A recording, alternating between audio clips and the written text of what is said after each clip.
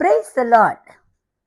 ஏசாயா 46:4 சொல்லுகிறது, உங்கள் முதிர் வயது வரைக்கும் நான் அப்படி செய்வேன், நரை வயது மட்டும் நான் உங்களை தாங்குவேன், நான் அப்படி செய்து வந்தேன், இனிமேலும் நான் ஏந்துவேன், நான் சுமப்பேன், தப்பு வைப்பேன்.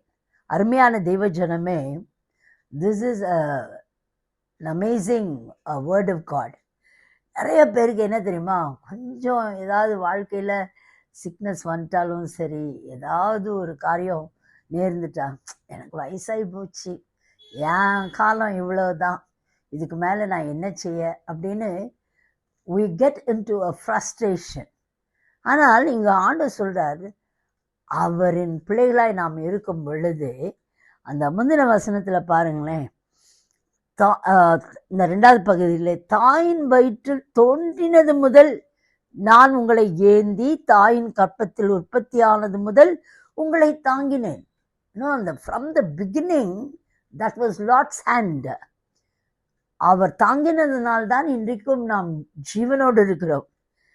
4ஆம் வசனத்தில் அவர் சொல்றாரு, உங்கள் முதிர் வயது வரைக்கும்னா எத்தனை வயதுன்னு தெரியாது நமக்கு, அல்ல நரமுடி வேற சொல்றாரு. அவர் சொல்றாரு, நரை வயது மட்டும் நான் உங்களை தாங்குவேன், நான் அப்படி செய்து வந்தேன், இவ்வளவு நாள் அப்படி நான் செய்து வந்தேன், இனிமேலும் நான் ஏந்துவேன். ஏந்துறதுன்னா இப்படி ஏந்தி கொள்ளுகிறது. ஹல்லேலூயா. ஏந்துவேன், நான் சுமப்பேன், தப்பு வைப்பேன். பாருங்களேன், ஒருவேளை நம்மளுடைய சிக்னஸில் நம்ம முடியாத வயசான ஆட்களை பார்த்தீங்கன்னா, அவங்கள பிடிக்கிறதுக்கு 2 ஆட்கள் வேணும், அவங்கள தாங்கிறதுக்கு 2 ஆட்கள் வேணும், கூட இருந்து தள்ளாடி இல்லாடி அவங்க போகும் பொழுது இந்த காரியத்தை கர்த்தர் நமக்கு செய்கிறாராம். அவர் சொல்கிறார், நான் உன்னை ஏந்தி காத்து கொள்ளுகிற தேவனாக இருக்கிறேன், அது மாத்திரம் இல்லை, நான் உன்னை சுமக்கிற தேவன்.